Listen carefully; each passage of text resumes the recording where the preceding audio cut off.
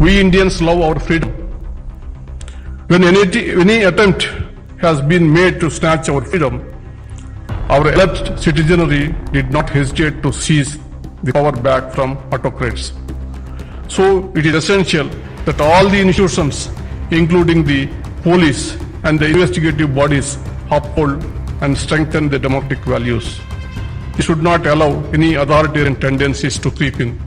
With the passage of time, like every other institution of repute, the CBI has also come under deep public scrutiny. Its actions and inactions have often raised questions regarding its credibility in some cases. The need of the hour is to reclaim social legitimacy and public trust. The first step to gain the same is to break the nexus with the political executive. Brother and sister judges of the Supreme Court of India, brother and sister judges of the various high courts, Sri Suresh Patil, Central Vigilance Commissioner, Sri P.K. Tripathi, Secretary Department of Personnel and Training, Sri Subodh Kumar Jaiswal, Director Central Bureau of Investigation, Sri Praveen Sinha, Special Director Central Bureau of Investigation, law officers and judicial officers, Commissioner of Police Delhi, all the DGPs and other police officers who have joined online, distinguished awardees from CBI, officers and the staff of CBI and family members, other distinguished guests, media persons, ladies and gentlemen.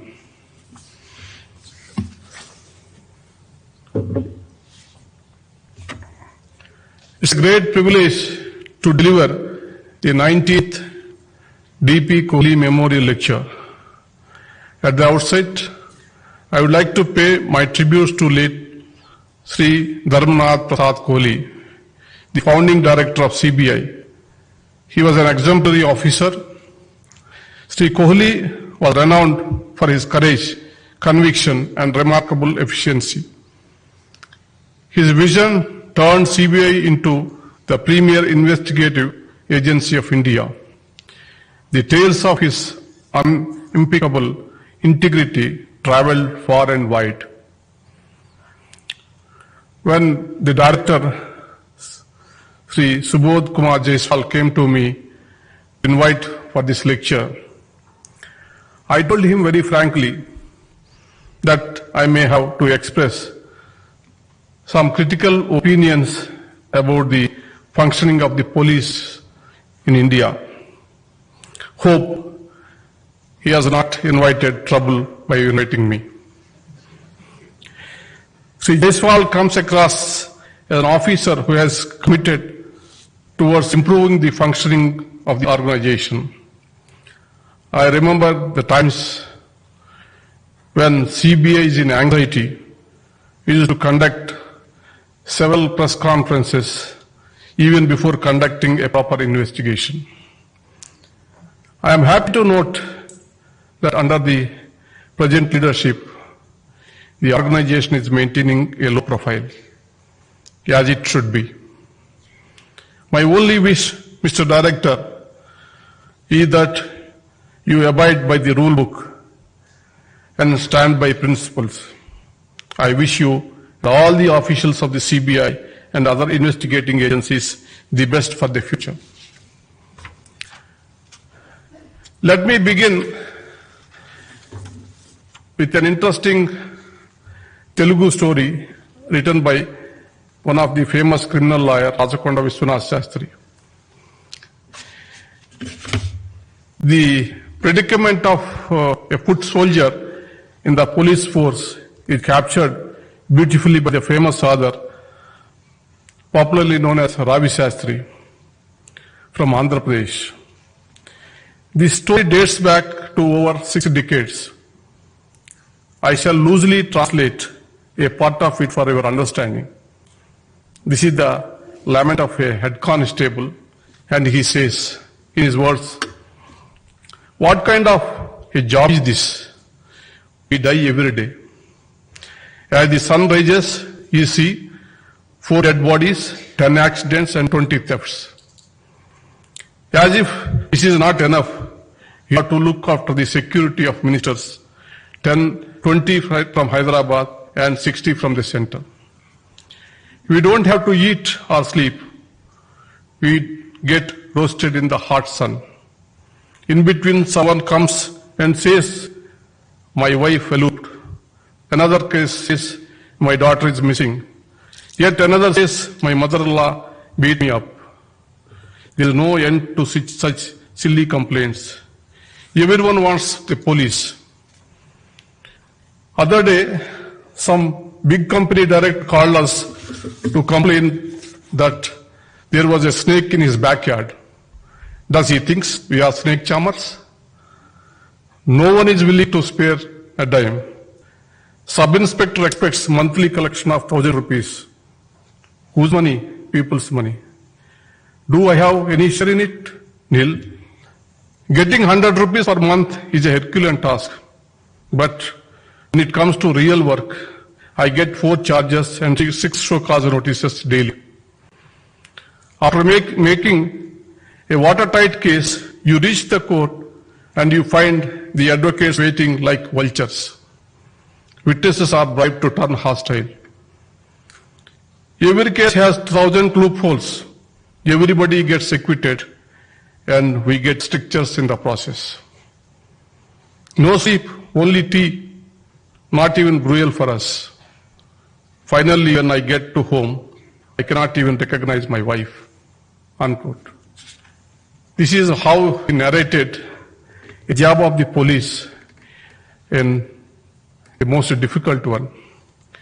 He or she is expected to be a psychologist, a teacher, a counselor, a lawyer, and a superhero in one shift. This makes the job of police replete with contradictions. I can understand the difficulties in walking a tightrope. That is why I say policing is not a mere job, it's a calling. In 1789, noted philosopher Jeremy Bentham said that the police aids in keeping peace while the justice system punishes disorder. In 1797, Patrick Calhoun, widely regarded as the pioneer of police reforms in London, considered a watchful police aided by a correct system of restraints to be essential for society if the evil of crime is to be cured. Calhoun and his associates, with the help of Jeremy Bentham, established a police system to prevent and regulate crime in London. Its success was the driving force behind the establishment of the first modern public police organization. Essentially, the idea behind modern policing was based on prevention of crime. In India, the Britishers introduced the Indian Council Act of 1861, wherein a superior police service was created. There is no doubt that the imperial police created by the colonial masters was modeled to subdue and control the Indian citizenry. George Orwell, the famous author, had initially worked in the imperial police services in the subcontinent and described the work of policing as the dirty work of empire. The misuse of police by political masters is not a new feature. The British Empire deployed domination, surveillance, and coercion, which remain the enduring feature of the Indian police. When the Indian National Congress started leading the freedom struggle, the empire created a central intelligence agency for collecting information about political and social movements and the freedom struggle. You all know how the CBI evolved from Special Police Establishment with the aid of the Delhi Special Police Establishment Act. The police is primarily tasked with maintaining the rule of law and is an integral part of the justice delivery mechanism. Even a vital link in the justice delivery process, propriety demands that police enjoys full functional autonomy coupled with accountability. Post-independence, the reforms undertaken within the police forces have not been up to the popular expectation. both in the Indian Penal Code and Criminal Procedure Code. The chapter on security for keeping the peace and maintenance of public order takes precedence over the provisions concerning investigation and trial.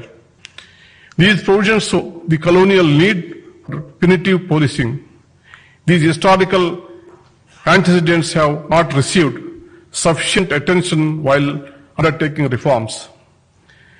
There has been several studies, including those by the National Police Commission, Julio Ribeiro Committee, Padmanabhaya Committee, and Mallimath Committee on police reforms. These committees mainly examine the issues concerning autonomy from political interference in police organizations.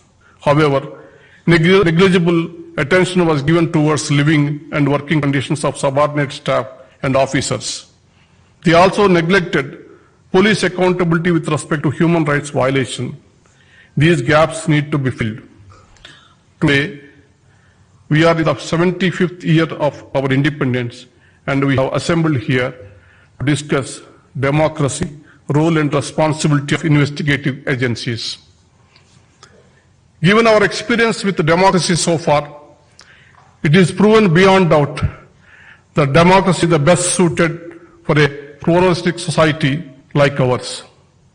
Our rich diversity cannot be sustained through dictatorial governance. It is only through democracy that our rich culture, heritage, diversity, and pluralism can be sustained and strengthened. We have a vested interest in strengthening in democracy because we essentially believe in democratic way of living. We Indians love our freedom. When any attempt has been made to snatch our freedom, our alert citizenry did not hesitate to seize the power back from autocrats. So it is essential that all the institutions, including the police and the investigative bodies, uphold and strengthen the democratic values. They should not allow any authoritarian tendencies to creep in. They need to function within the democratic framework as prescribed under the Constitution. Any deviation will hurt the institutions and will weaken our democracy. The police and the investigating agencies may have de facto legitimacy, but yet as institutions, we still have to gain social legitimacy. Police should work impartially and focus on crime prevention. They should also work in cooperation with the public to ensure law and order prevails in the society. When it comes to the CBI, it possesses immense trust of the public initial phase. In fact, the judiciary used to be flooded with requests for transfer of investigations to CBI, as it was a symbol of impartiality and independence. Whenever the citizenry doubts the skill and impartiality of its own state police, they sought investigation by CBI as they wanted justice to be done. But with the passage of time, like every other institution of repute, the CBI has also come under deep public scrutiny. Its actions and inactions have often raised questions regarding its credibility in some cases. As an institution, you have so many achievements to your credit. In the process, many of your personnel have put their health and life at risk. Some have also made supreme sacrifices. In spite of all this, it is ironical that people hesitate to approach the police in times of despair. The image of the institution of police is regrettably tarnished by allegations of corruption, police excesses, lack of impartiality, and close nexus with political class. Often, the police officers approach us with the complaint that they are being harassed after the change in the regime. When you try to enter yourself to the powers, you will have to face the consequences. The need of the hour is to reclaim social legitimacy and public trust. The first step to gain the same is to break the nexus with the political executive. Often, the best and talent enter the system in expectation of recognition and applause. But if the threat of infections system looms large, honest and upright officers find it difficult to stand by their oath. The truth is that no matter how deficient and non-cooperative the other institutions may be, if you all stand by your ethic and stand united with integrity, nothing can come in the way of your duty. In fact, this stands true for all the institutions.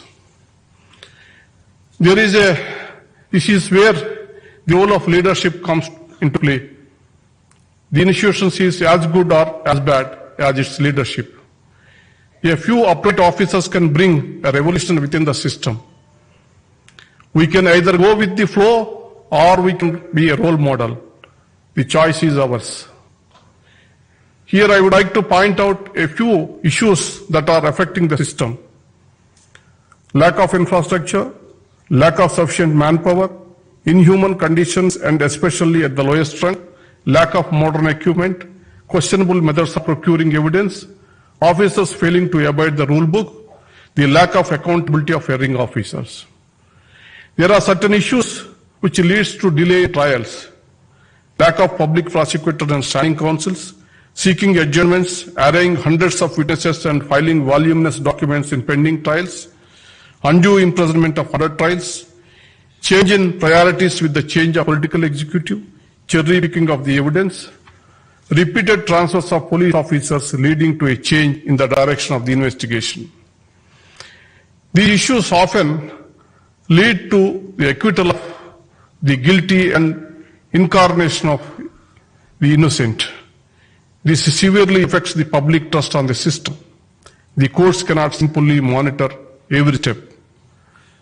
Reform of the police system is long overdue in our country. The Ministry of Home Affairs has itself recognized the glaring need of the same. In the status note on police reforms in India, I quote, "Police reforms has been on the agenda of governments almost since independence, but even after more than 50 years, the police is seen as selectively efficient, unsympathetic to the underprivileged. It is further accused of politicalization and criminalization.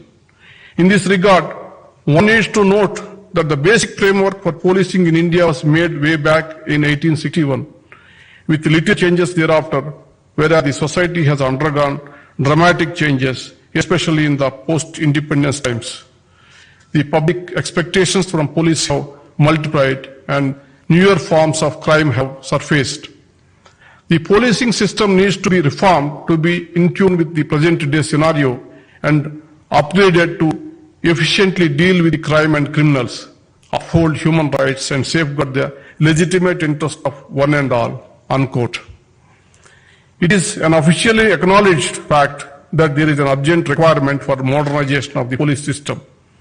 And there should be a political will to ensure democratic policing. Without such a reform, the police stand to appear out of touch and outdated. The justice delivery system in India draws its legitimacy from the Constitution. Every institution within our democracy must derive its legitimacy either directly from the Constitution or from the law that is made in the true spirit of the Constitution. Unfortunately, our investigating agencies still do not have the benefit of being guided by a comprehensive law. The need of the hour is the creation of an independent, autonomous investigating agency. For instance, in spite of various issues affecting the Indian judiciary, the public still reposes its faith upon the institution. This faith is largely due to the inherent autonomy and commitment to the Constitution and laws by the judiciary. There is an immediate requirement for the creation of an independent umbrella institution for the investigating agencies, so as to bring various agencies like CBI, SFIO, ED, etc. under one roof. This body is required to be created under a statute, clearly defining its powers, functions and jurisdictions. Such a law will also lead to much needed legislative oversight. It is imperative for the organization to be headed by an independent and impartial authority to be appointed by a committee akin to the one which appoints the director of CBI. The head of the organization can be assisted by deputies who are specialists in different domains. This umbrella organization will end multiplicity of proceedings. A single instance these days gets investigated by multiple agencies, often leading to dilution of evidence, contradictions in depositions, prolonged incarnation of innocence. It will also save the institution from being blamed as a tool of harassment. Once an incident is reported, the organization should decide as to which specialized wing should take up the investigation. One additional safeguard that needs to be built into the scheme is to have separate and autonomous wings of prosecution and investigation in order to ensure total independence. A provision in the proposed law for the annual audit of the performance of the institution by the appointing committee will be a reasonable check and balance. There is a need for regular and upgradation of knowledge, deployment of the state-of-the-art technology, and international exchange programs to learn the best practices. Our forensic facilities are in need to overhaul, considering the changing nature and complexities of the crime. With the police and the public order under the state list, and rightly so, the burden of investigation is primarily on the state police. There is no reason why state investigating agencies, which handle most of investigations, cannot enjoy the same level of credibility as that of the national agency. The state agencies must be equipped to deal with increasing challenges in the field of investigation. The proposed law, central law for the umbrella investigation body, can be suitably replicated by the states. Harmonious relationships should exist between the state and central agencies. Collaboration is the key. After all, the goal of all these organizations is to secure justice. In times of emergency and crisis, the police is often the first responder. They must be provided with adequate infrastructural and safety aids. In case anything untoward happens, the government must provide adequate support to the bereaved families and secure their future interests. There is a glaring need to encourage honest and selfless workers within the system. I am glad that the CBI has the tradition of honoring its heroes. Today I had the privilege of presenting President Medal, Police Medal to 34 officers, and CBI Gold Medal to 1 officer, and the DP Kuli Award to 2 officers. The nature of the job forces you to work under pressure around the clock. Your health, both physical and mental, needs to a lot of attention. It is here that the role of police welfare associations assumes great significance. They should be able to advocate the causes of the officers and the staff meaningfully and successfully. My wish for greater presence of women in the legal profession stands true for every institution. An issue that needs addressing at this stage is the representation of women in the criminal justice system. Often, women feel deterred in reporting certain offences due to a lack of representation. Their presence in the policing system will further encourage hesitant victims to approach the criminal justice system and report crimes. Relations between the community and the police also need to be fixed. This is only possible if police training includes sensitization workshops and interaction to inspire public confidence. It is imperative for the police and the public to work together to create a safe society. Ultimately, you must remember that your allegiance must be to the Constitution and the rule of law, and not to any person. When you stand upright, you shall be remembered for your courage, principle, and valor.